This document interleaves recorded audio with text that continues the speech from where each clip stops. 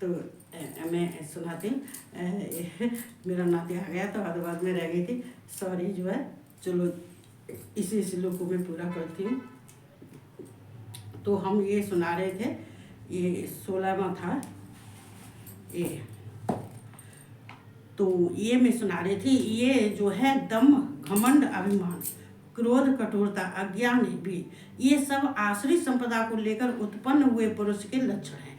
कृष्ण भगवान अर्जुन से कह रहे हैं, ये जो लक्षण हैं, जो ऊपर के जो 3 श्लोकों में जो लक्षण बताए हुए 16 के अध्याय में, वो देवी संपदा के लक्षण हैं और ये आसुरी संपदा के लक्षण है। ये संपदा क्या होते हैं? ये आसुरी प्रवृत्ति वाले जितने भी होते हैं, ये समूह होता है इनका। जैसे देवी संपदा का होता है, ऐसे इन आसुरी शक्तियों वालों के भी समूह होते हैं। तो जितने होते हैं वो आसुरी शक्ति वाले होते हैं। तो इन्हें कहते हैं, इनको इन आसुरी संपदा को लेकर जो आसुरी संपदा में उत्पन्न होते हैं, जो आसुरी संपदा को उत्पन्न लेके विचारों को लेके, अपने व्यवहार को लेके जो उत्पन्न होते हैं, और तो वे आसुरी प्रवृत्ति वाले होते हैं। और ये शुरू से ही होते हैं, जे इन्हीं गुणों में उत्पन्न होते हैं। इनका जन्म भी आसुरी प्रवृत्ति में ही होता है और ये जन्म से ही आसुरी प्रवृत्ति वाले होते हैं, ये देवी संपदा वाले नहीं होते हैं। तो यहाँ कृष्ण कह रहे हैं, हे अर्जुन, ऐसे लोगों से हमेशा, अगर ऐसे मिल जाते हैं तुम्हें, या किसी को भी मिल जाते, संसार में तो सबकी कहती हूँ, या सबको ऐसे मिल जाते हैं जिनके अंदर दम, घमंड, अभिमान, क्रोध, कठोरता, अज्ञान, ये सब अगर हैं, तो इनसे अलग रहना चाहिए, इनसे अलग व्यवहार करना चाहिए, इनके संपर्क में नहीं रहना चाहिए। क्यों नहीं रहना चाहिए? कि ये आसुरी प्रवृत्ति वाले होते हैं, इनके कार्य आसुरी प्रवृत्ति वाले होते हैं, इनके बोलना, बैठना, चलना फिरना सब आसुरी प्रवृत्ति वाले होते हैं। तो ये देवी संपद मोक्षा है, निवेद्धाय सूरी ममता। देखो निवेद्धाय आय आसुरी, जो ये निवेद्धाय आसुरी मतः माँ स्वच्छ संपदम देवी भेजा तो अस्य पांडव है। देखो देवी भेजा तो अस्य पांडव है। तो यहाँ भगवान कह रहे हैं, अब देवी संपद का सुना रहे हैं, देवी संपद मुक्ति के लिए और आसुरी संपदा को बांधने के लिए मानी गई है। तो जो देवी संपद के वाले होते हैं वो सारे मुक्त होते हैं। वो देवी संपत्ति के जो उनके वे उत्पत्ति एवं मुक्ति के लिए ही उनकी उत्पत्ति होती है, और उनकी उत्पत्ति देवी संपद वालों में होती है, जो भगवान कृष्ण को जो मानते हैं और भगवान कृष्ण के स्वरूप को जानते हैं और भगवान कृष्ण के जो तत्व को जानते हैं, उनका गुणगान करते हैं, और उन्हीं से साधना, जो देवी संपत्ति के जितने समूह जो है उन्हीं से सीख के, जैसे मान लीजिए अब हमें, अगर हम किसी देवी संपद भगवान के से जुड़े हुए भक्त हैं, अगर हम उनके संपर्क में रहते हैं तो हम देवी संपद के ही माने जाएंगे। और जो आसुरी प्रवृत्ति वाले होते हैं, उनकी जो आसुरी शक्तियाँ होती हैं, जो उनके पास रहने वाले होते हैं, वो सारे आसुरी शक्ति वाले होते हैं। तो ये तो उनके जो देवी है, जो कृष्ण के संपर्क में, ये देवी प्रकृति भी कहते हैं। देखो ये प्रकृति, ये प्रकृति, देखो ये कृष्ण और प्रकृति का संबंध भिन्न नहीं है, एक ही है, लेकिन इनके गुणों से ये भिन्न है। क्योंकि प्रकृति अपना कार्य करती है, कृष्ण अपना कार्य करते हैं। तो जो देवी संपदा मुक्ति के लिए है, चूंकि ये देवी संपदा में रह के अपने मुक्ति के लिए, मोक्ष के लिए वो भगवान कृष्ण की आराधना करते हैं और प्रकृति से अलग रहते हैं।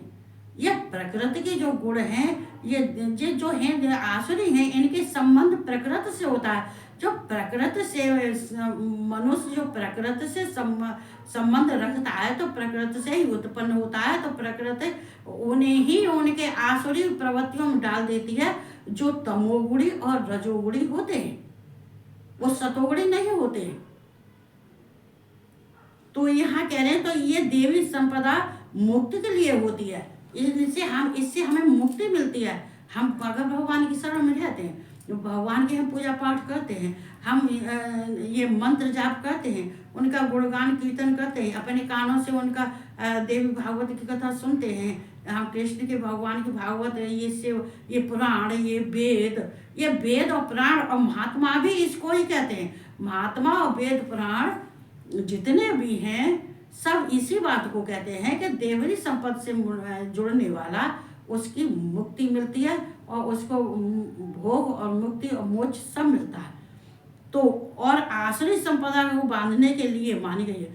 और जो आसुरी संपदा है वो केवल सिर्फ ये जो संसार के गुण हैं, जो प्रकृति संसार मनुष्य आते हैं संसार के, जो प्रकृति से बंधे हुए हैं, जो प्रकृति के गुण में रहते हैं, ये जो कहते ये मन आए वो कार्य करते हैं, इनका मन इंद्रियां भी बस में नहीं है। तो ये प्रकृति, ये आसुरी संपदा वाले, ये प्रकृति से बंध कर ही रहते हैं, ये प्रकृति से निकल नहीं पाते, ये प्रकृति के गुणों से बंध जाते हैं, ये प्रकृति के तमो रजो गुण से ये बंध जाते हैं। और तमो रजो गुण की जो जब अधिकता हो जाती है तो इंसान इस जन्म में भी आसुरी होता है और हर एक जन्म में आसुरी रहता है। चूँकि वो इसी जन्म में प्रकृति के गुणों से जो आसुरी स्वभाव वाले हैं, जो आसुरी प्रकृति के जो गुण हैं उससे वो निकल नहीं पाता है, उसके बंधन में वो बंध जाता है, उसका वो ही उसका स्वभाव हो जाता है, वो ही उसका कार्य हो जाता है। तभी तो कहते हैं कभी किसी से छल कपट और झूठ नहीं बोलना चाहिए, कभी किसी को धोखा नहीं देना चाहिए। जो हमारे पशु पक्षी हैं कभी उनके संग में विरोध नहीं करना चाहिए, उनको कभी कष्ट नहीं देना चाहिए। किसी से गलत तुम्हारा बोलना है, जो अभी बताया था, अहंकार, दम्भ, घमंड और ये जो क्रोध, कठोरता, ये सब अज्ञान, जो अज्ञानी होते हैं ये सारे कार्य होते हैं। और अज्ञानी ही प्रकृति के संबंध से जुड़ जाते हैं। जो मनुष्य प्रकृति के संबंध से जुड़ जाता है, क्योंकि जो प्रकृति तो अपना उसका स्वभाव है, प्रकृति का तो स्वभाव है बांधना, और देवी संपद का है निकालना। देखो देवी संपद से जो जुड़े हुए उनका भगवान कृष्ण का और शिव का और जो राम का, इनका है कि इनको प्रकृति से निकालना। लेकिन आसुरी शक्ति वाले तो प्रकृति के संबंध से ही जुड़े रहते हैं। और जो देवी संपद में चले गए हैं, जिनका उत्पन्न ही देवी संपद में हुआ है, तो वो देवी संपद मोक्ष देने वाली होती है, वो मोक्ष देती है और भोग देती है। इसलिए हे अर्जुन तू शोक मत कर, क्योंकि तू देवी संपदा को लेकर उत्पन्न हुआ है। इसलिए हे अर्जुन, जो अर्जुन को वो बताते हैं, लेकिन अर्जुन को बताते तो हैं, फिर अर्जुन को फिर समझाते हुए कि अर्जुन कहीं ऐसा ना हो कि अर्जुन घबरा जाए। इसलिए कहते हैं अर्जुन तू टेंशन मत ले, चिंता मत कर, तू शोक मत कर, क्योंकि तू तो देवी संपदा को लेकर ही उत्पन्न हुआ है। तू तो देवी संपदा से जुड़ा हुआ है, तू तो मुझसे जुड़ा हुआ है और देवी संपदा को लेकर ही तू उत्पन्न हुआ है। इसलिए तू टेंशन मत ले, घबरा मत हो, क्योंकि तेरे सारे अच्छे कार्य हैं वो सारे देवी संपत्ति के कार्य हैं। जो अच्छे कार्य तू करता है वो मेरे स्वरूप का ध्यान करता है और जो अपने कर्मों को मुझे समर्पण कर देता है, और तू सबको ज्ञान देने वाला है, सबको, तू अज्ञानी नहीं है, तू मूर्ख नहीं है, तू आसुरी की तेरी कोई प्रवृत्ति नहीं है। तू तो देवी संपदा में ही उत्पन्न हुआ था, तेरे तो जन्म ही हुआ था, तू तो देवी संपदा का ही जन्म लेकर उत्पन्न हुआ है। तो तू शोक और चिंता मत कर, टेंशन मत कर।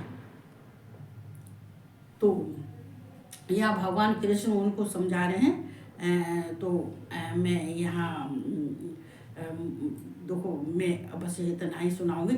तो हमें क्या करना चाहिए, चूँकि हमें हमेशा इस प्रकार से हम रहना चाहिए कि हमें किसी का कोई कष्ट और दुख नहीं हो।